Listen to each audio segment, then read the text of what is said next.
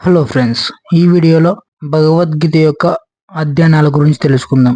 ప్రథమ అధ్యాయం వచ్చేసి కురుక్షేత్ర రణరంగమున సైనిక పరిశీలనము గురించి తెలుసుకుందాం. సేనలు యుద్ధమునకు సిద్ధపడగా యుద్ధమున ప్రాణ త్యాగము చేయుటకు సంసిద్ధులైన తన సన్నిహిత బంధువులను, గురువులను, మిత్రులను మహావీరుడైన అర్జునుడు ఇరు సైన్యములందును గాంచెను. కరుణ విషేదములచే ఆవరింపబడిన వాడై బలమును కోల్పోయి మనసు భ్రాంతిమయం కాగా అర్జునుడు యుద్ధ నిశ్చయమును త్యజించెను. ద్వితీయ అధ్యాయం గీత యందు ప్రతిపాదించబడిన విషయముల సారాంశము. శిష్యుని రూపణ అర్జునుడు శ్రీకృష్ణ భగవానుని శరణు వేడగా నిత్యమైన ఆత్మ మరియు అనిత్యమైన భౌతిక దేహముల నడుముగల మూల భేదమును వివరించుచు ఆ దేవదేవుడు అతనికి ఉపదేశము నారంభించును.